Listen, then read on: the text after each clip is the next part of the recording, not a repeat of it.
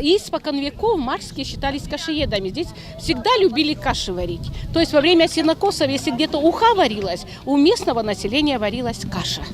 Вот, насколько мы знаем. Так что попробуем, чтобы этот турнир закрепился. Нам бы очень хотелось. Солим.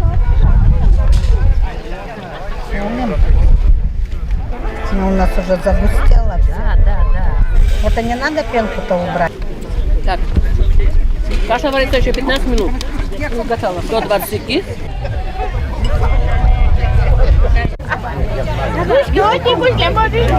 А я на их не видит. Борщани, будлашачи. Она еще и не солодка сася. Да.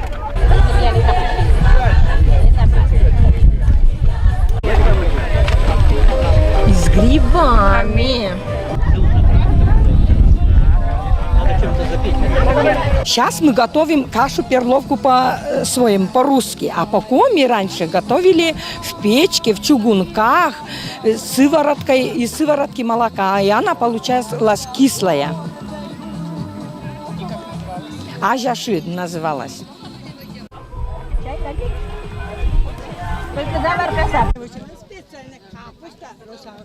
Yani ilin yani napuktuğun yani şommadan buna boca.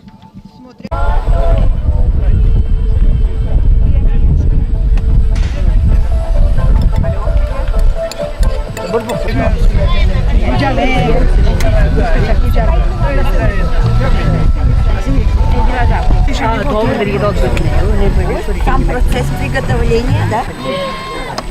Не передавай.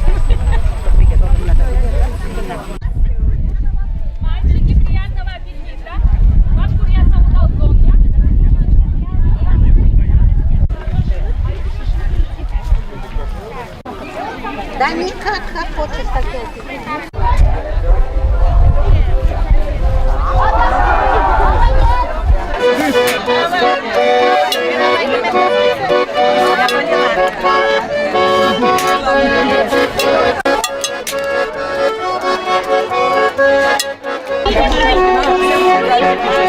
Подойдут сами.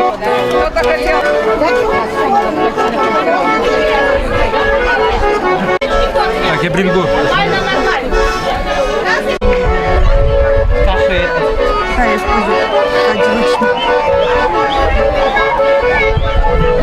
А тут ты куда пойдешь? А коли люди не метод.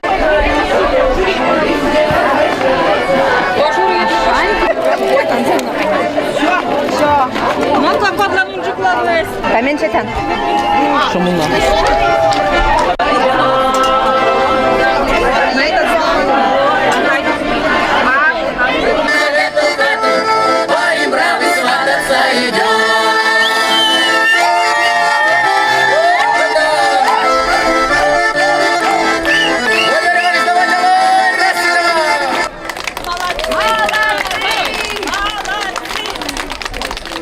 Я розу сорвать готов, наподбояться ее щекой. А утром рано я забыл на этой розы.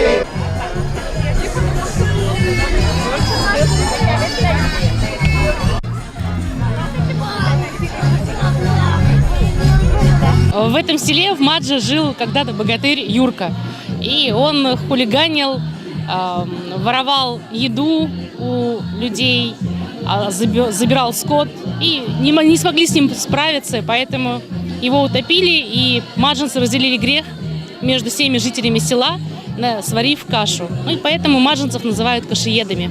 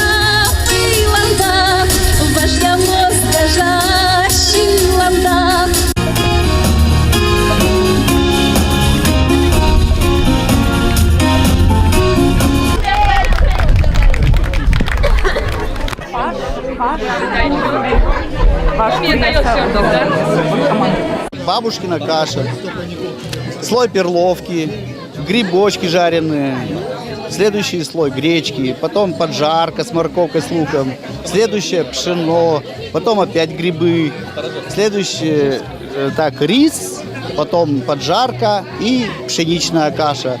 Сверху масло заливаем водой на 1,5-2 сантиметра выше и томим на огне. А если нет ложки, возьмем, закидаем.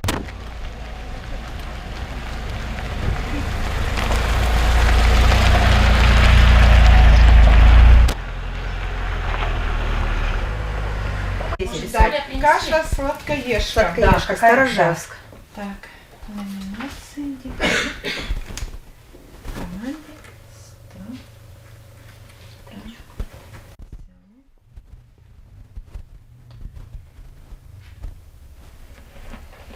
Так.